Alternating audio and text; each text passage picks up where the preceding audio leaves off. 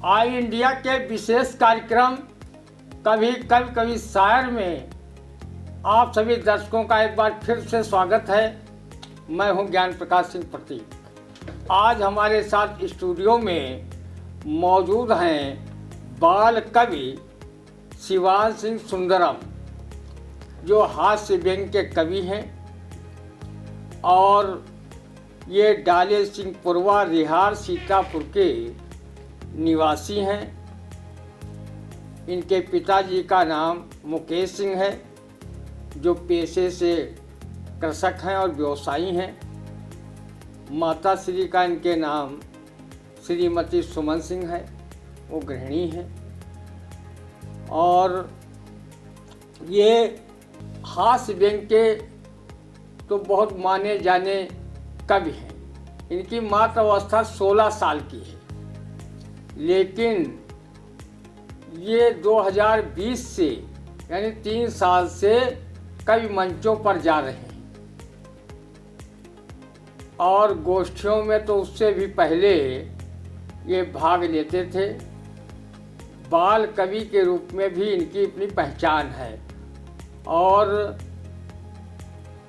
सीतापुर ही नहीं, उत्तर प्रदेश के विभिन्न जिलों के साहित्यिक मंचों पर शिरकत करते हैं और इनको बहुत वाहवाही के साथ पुरस्कार और सम्मान भी प्राप्त हुए हैं और ये अनवरत साहित्यिक सेवा में भी अपनी भूमिका अदा कर रहे हैं और एक इंटरमीडिएट पास करने के बाद ये स्नातक में यहाँ सेक्रेड हार्ट डिग्री कॉलेज में एडमिशन लिए है। प्रथम वर्ष इनका स्नातक का चल रहा है। तो और इनके जो गुरु हैं वो पूरे भारत में कहीं भी उनका नाम साहित्यिक जगत में पूछा जाए तो हर कोई बता लेता है। वो प्रसिद्ध गीतकार हैं और वो दो पत्रिकाएं भी निकालते हैं, मसाल और गुलाल। इसके अलावा उन्होंने बहुत सी किताबें लिखी हैं। आलोक सीतापुरी के नाम से सभी लोग उनसे चिर परिचित हैं।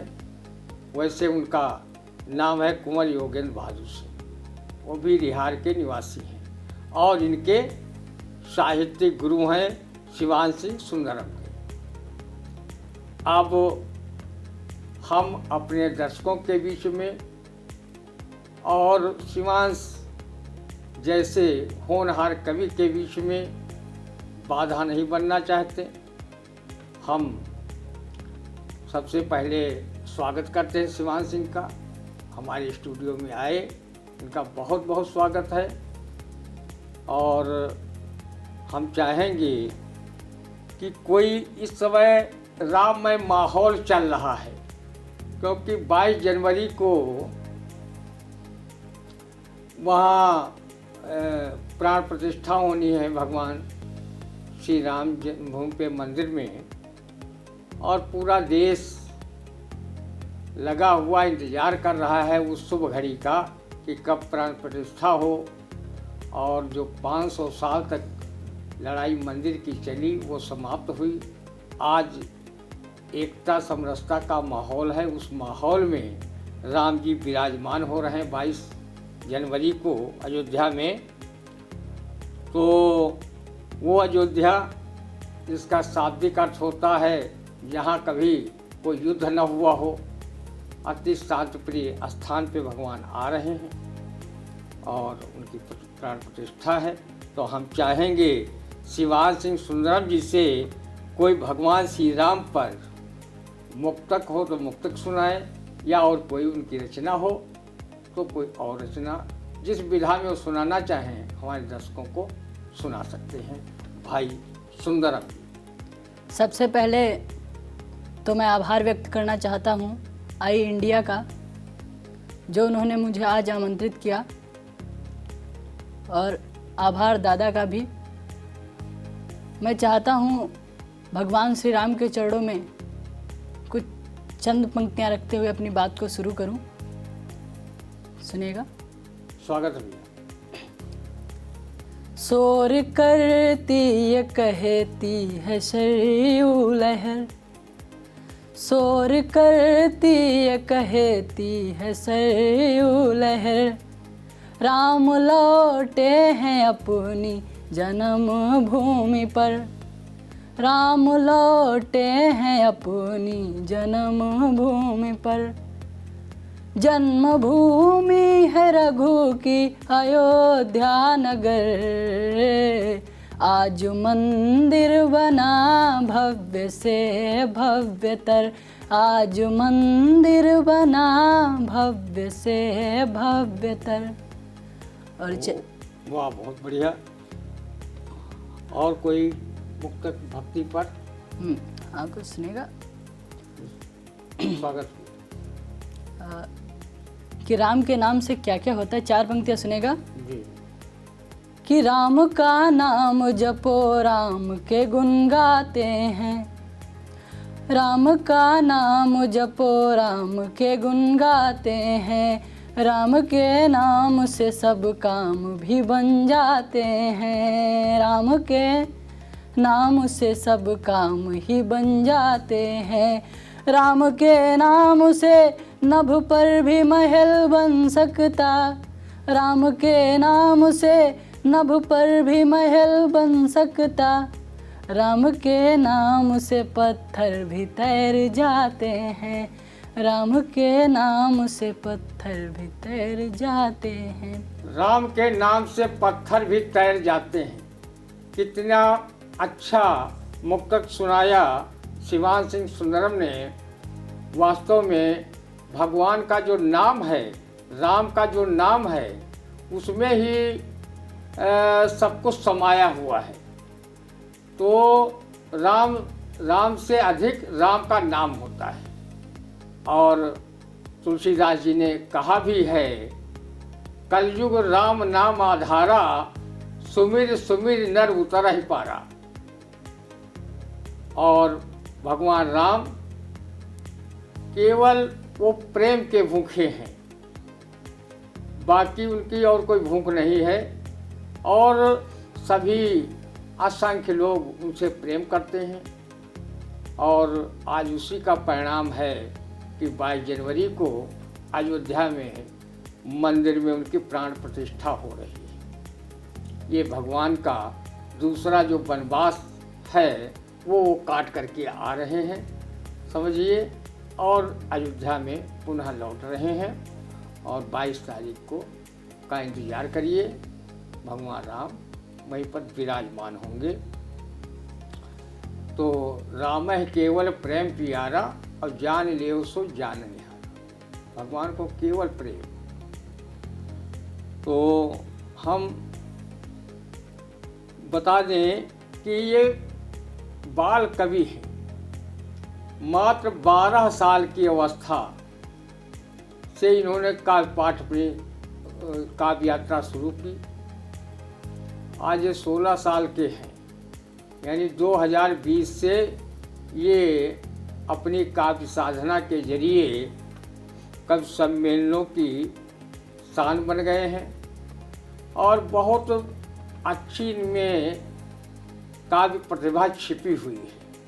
इस प्रतिभा को पहचाना इनके साहित्यिक गुरु कुंवर योगेंद्र बहादुर सिंह आलोक सीतापुरी जी ने, जो इनको कई मंच दिलाए और अब ये अनेक मंचों पर जा रहे हैं।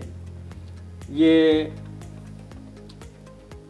यहाँ तक कि ये नेपाल तक के मंचों पर शिरकत कर चुके हैं। हम चाहेंगे कि कोई चाहे हास्य व्यंग की रचना हो, क्योंकि ये हास्य व्यंग में ज़्यादा कविताएँ लिखते हैं, वैसे लिखते हर विधा में हैं। क्योंकि जिसके पास मेधा होती है वो किसी न किसी रूप में उसको प्रयोग करके अपनी बात कह सकता है। तो भाई हम शिवान सिंह सुंदरम से चाहेंगे कि हमारे दर्शकों के लिए जो आपको कविता अपनी अच्छी लगती हो वो सुनावें। दर्शकों को भी आनंद आएगा, हम सबको आनंद आएगा। भाई सुंदरम।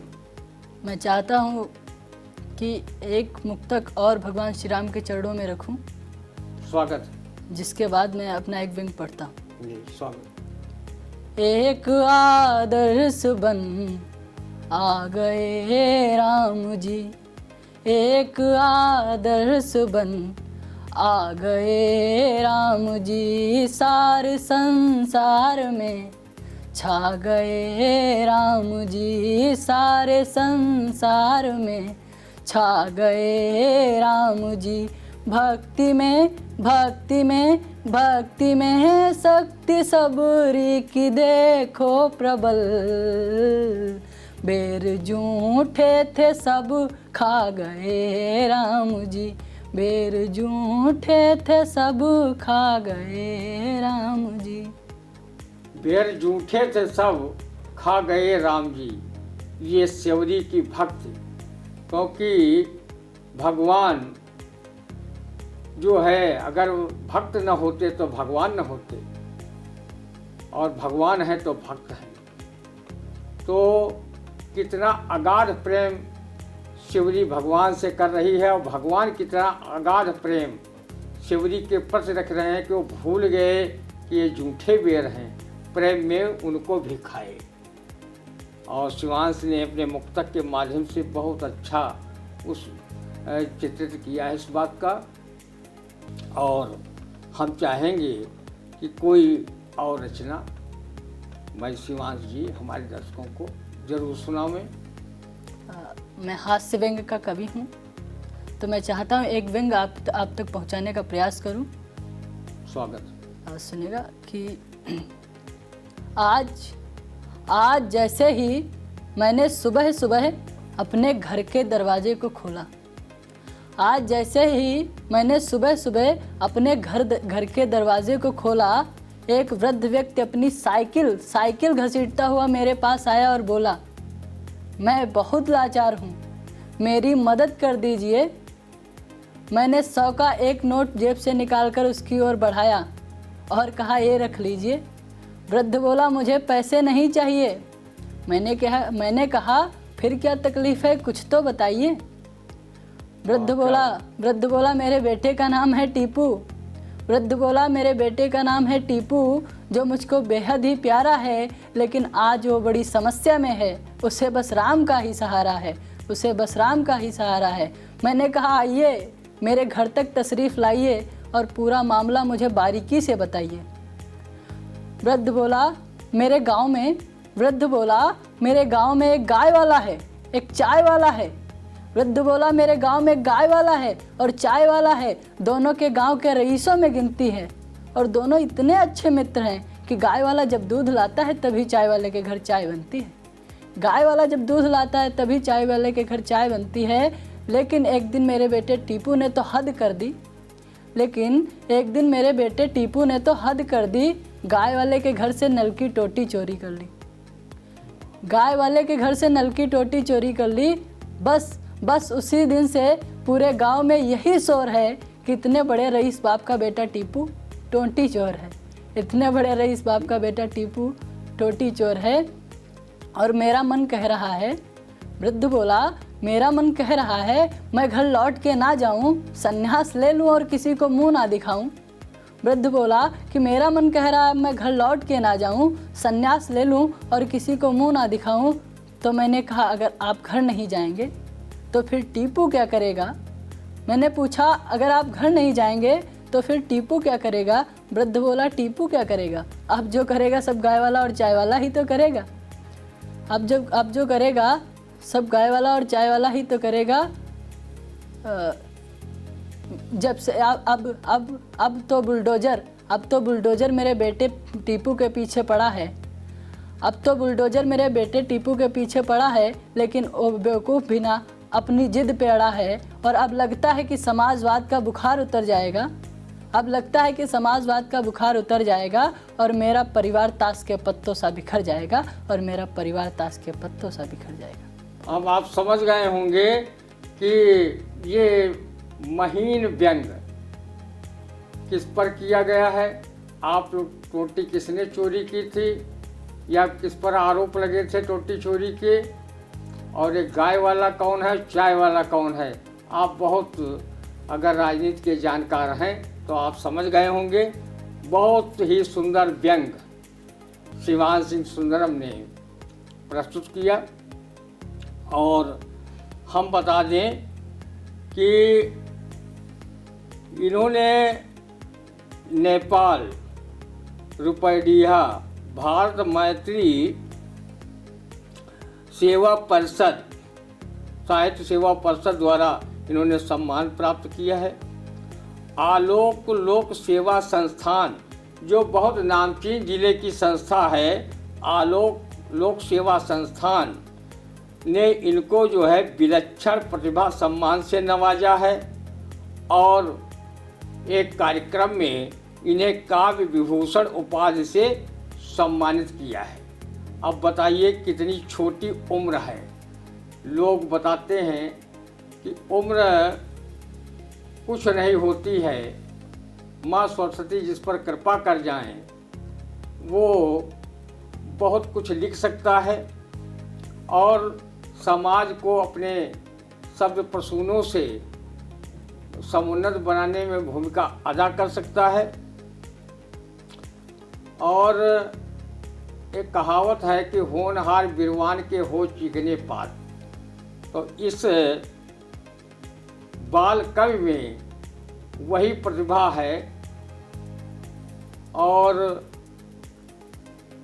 और उम्र से इसलिए नहीं, क्योंकि 16 साल की उम्र में अभिमन्यु ने चक्रव्यूह के 6 द्वार तोड़ दिए थे।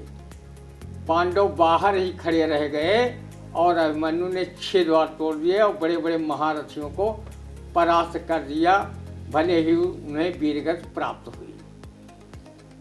5 साल की उम्र में जो ध्रुव ने तपस्या की और वो आगे ध्रुव तारा जिसको अटल तारा के नाम से भी जानते हैं, क्योंकि अपने जगह पर अटल है। तो ध्रुव महाराज ने तपस्या 5 साल की अवस्था में, और 5 साल की अवस्था में लॉर्ड मैकाले को 5 भाषाओं का ज्ञान था। तो उसी प्रकार की प्रतिभा हमारे शिवांश सिंह सुंदरम में भी है कि अभी इनकी उम्र 16 साल की ही है। और ये जनपद ही नहीं, देश और अपने नेपाल तक के सीतापुर जनपद की साहित्यिक खुशबू को बिखेर रहे हैं। बड़े बड़े मंचों पर जा रहे हैं, सम्मानित हो रहे हैं, पुरस्कृत हो रहे हैं। ये हमारे ज़िले के लिए बहुत गौरव की बात है। और उन युवा और नवोदित कवियों के लिए भी बड़े गौरव की बात है कि ऐसे कवियों से, नवोदित कवियों को या जो थोड़ी बहुत साहित्य में अभिरुचि रखते हैं नई पीढ़ी के, उनके लिए ये शिवांश सिंह सुंदरम प्रेरणा स्रोत का काम कर रहे हैं।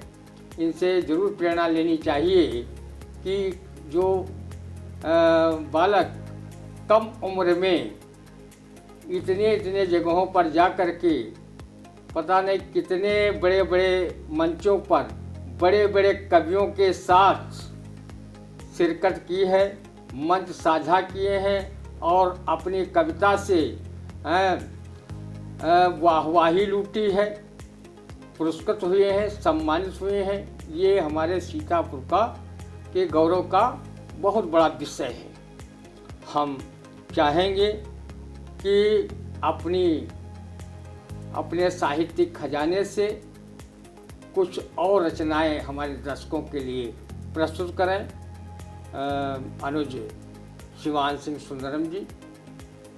मैं चाहता हूँ कि अभी भारत चंद्रमा तक पहुँचा है, मैं यहाँ से 2-4 पंक्ति आप तक पहुँचाने का प्रयास करता हूँ। स्वागत। हमारे शौर्य की प्रतिनिधि भारत का तिरंगा है, हमारे शौर्य की प्रतिनिधि भारत का तिरंगा है। हरित हर श्वेत केसरिया इमारत का तिरंगा है। हरित हर श्वेत केसरिया इमारत का तिरंगा है। हरित हर श्वेत केसरिया इमारत का तिरंगा है। भले झंडे पे तेरे चांद पाकिस्तान हो, लेकिन भले झंडे पे तेरे चांद पाकिस्तान हो, लेकिन चांद पर भी रहा लहरा वो भारत का तिरंगा है। चांद पर भी रहा लहरा वो भारत का तिरंगा है। वो भारत का तिरंगा है, चांद पर रहा लहरा वो भारत का तिरंगा है। जब तिरंगा झंडा जो हमारे देश की आन बान शान है, जब वो लहराता है तो दुश्मन के दिल हिल जाते हैं। ये भारत है, भारत में बहुत प्रकार की संस्कृतियां हैं, बहुत धर्म हैं, लेकिन यहाँ पर अनेकता में एकता है। इसलिए पूरी दुनिया भारत से आँख में आँख डालकर बात नहीं करती है, बल्कि उसे सम्मान और इज्जत के साथ देखती है। तो बहुत अच्छी अच्छी रचनाएं अभी आपको शिवान सिंह सुंदरम ने सुनाई, और हम चाहेंगे कि अगर एक दो रचनाएं और हमारे दर्शकों के लिए पेश करें तो और अच्छा होगा। और बहुत ही तन्मयता के साथ दर्शक सुन रहे होंगे, ऐसा मुझे आभास हो रहा है। मैं चाहता हूँ कि इन 4 पंक्तियों से भारत की एकता और अखंडता को परिभाषित करूँ। 4 पंक्तियाँ पढ़ता हूँ। स्वागत। वतन मंदिर है, पूजा है, वतन भगवान मेरा है। वतन मंदिर है, पूजा है, वतन भगवान मेरा है। वतन पर वार दूं जीवन, यही अरमान मेरा है। वतन पर वार दूं जीवन, यही अरमान मेरा है। वतन पर वार दूं जीवन, यही अरमान मेरा है। यहाँ हिंदू मुसलमान सिख, यहाँ हिंदू मुसलमान सिख ईसाई हैं सभी भाई। तिरंगा चूमता नभ को वो हिंदुस्तान मेरा है। तिरंगा चूमता नभ को वो हिंदुस्तान मेरा है। तिरंगा चूमता नभ को वही हिंदुस्तान मेरा है। हिंदुस्तान वो देश है, दुनिया में एक तो पहला देश है जो माता के नाम से बोला जाता है कि भारत माता। बाकी किसी देश में माता शब्द नहीं लगता है, क्योंकि माता के आगे दुनिया में कोई कुछ है भी नहीं। लोग कहते हैं माँ के चरणों में जन्नत होती है। ये हमारी धरती माँ भारत माता 140 करोड़ों लोगों का पेट भरने का काम कर रही हैं, अपने गोदी में सबको खिला रही हैं। ये भारत माता के विषय में विदेशी क्या जाने। वो अपने देश को केवल देश को एक मिट्टी का टुकड़ा मानते होंगे, लेकिन हमारे यहाँ कण कण में भगवान है। हमारा देश ऐसा है जहाँ पर अनेक अवतार ईश्वर ने लिए हैं, वो भारतवर्ष में लिए हैं। रामकृष्ण के रूप में भी यही अवतार हुआ। और जब जब हो धर्म की हानि, बाढ़ें असुर अधम अभिमानी। जब जब इस प्रकार के व्यक्ति और हुए, राक्षसी पर्वत के लोग हुए, तो ईश्वर को अवतार लेना पड़ा। अवतार की भूमि जो है वो भारत भूमि है। मैं मेरे लिए और देशवासियों के लिए एक प्रणाम करता हूँ। और बहुत सुंदर रचनाएं शिवान सिंह सुंदरम सुना रहे हैं। हम चाहेंगे एक रचना और उनके मुखारबिंद से हो जाए, फिर हम ये दर्शकों से विदा। जैसा कि हम सभी राम राज्य की परिकल्पना करते हैं, मैं 4 पंक्तियां वही से जोड़ता हूं कि राजा कैसा होना चाहिए जी। कि धर्म और न्याय पर रहकर कुशल प्रतिमान मिलते हैं। धर्म और न्याय पर रहकर कुशल प्रतिमान मिलते हैं। जहाँ राजा हो जनहित का वहीं भगवान मिलते हैं। जहाँ राजा हो जनहित का वहीं भगवान मिलते हैं। प्रजाहित ध्यान में रखकर जो निज सुख त्याग दे सारे, वहीं श्री राम मिलते हैं, वहीं हनुमान मिलते हैं। वहीं श्री राम मिलते हैं, वहीं हनुमान मिलते हैं। और मैं चाहता हूँ अंत में अपनी शपथ की 4 पंक्तियाँ पढ़ता हूँ। स्वागत भैया। कि विरह की राह में कंटक बने अंगार लिख देना। विरह की राह में कंटक बने अंगार लिख देना। सदा खुशियों में भावों को सजा श्रृंगार लिख देना। वतन पर घात कर दे जो तो करना सुंदरम इतना। वतन पर घात कर दे जो तो करना सुंदरम इतना। तुरंत दुश्मन की छाती फाड़ कर गद्दार लिख देना। तुरंत दुश्मन की छाती फाड़ कर गद्दार लिख देना। तुरंत दुश्मन की छाती फाड़ कर गद्दार लिख देना। गद्दारों को तो सजा होनी चाहिए। जो देश से गद्दारी करे वो देश में रहने के लायक भी नहीं है। बहुत अच्छी अच्छी रचनाएं अभी आप सुन रहे थे बाल कवि शिवान सिंह सुंदरम से। हास्य व्यंग्य के कवि हैं और हर प्रकार की कविताएं लिखते हैं। अभी आपने वानगी उसकी सुनी भी है और देखी भी है, और मुझे विश्वास है हमारे दर्शकों को शिवान सिंह सुंदरम की कविताएं काफ़ी अच्छी लगी होंगी। इस बाल कवि को आप लोग आशीर्वाद अवश्य दीजिएगा। ये सीतापुर जिले का गौरव है, और आशीर्वाद के साथ हम आपसे ये भी गुजारिश करेंगे कि इस कार्यक्रम को आप लाइक ज़रूर करें, कमेंट करें, और चैनल अगर आई इंडिया चैनल सब्सक्राइब न किया हो तो उसको ज़रूर कर लें। और अब हम लेंगे विदा। शिवान सिंह आप कार्यक्रम में आए, बहुत अच्छा लगा, बहुत अच्छी कविताएं आपने पढ़ी, और जब कभी फिर मौका होगा तो आपकी भेंट आई इंडिया के दर्शकों से ज़रूर हम कराएंगे। आपकी कविताओं का वो पुनः आनंद लेंगे। हम अब लेते हैं विदा। नमस्कार।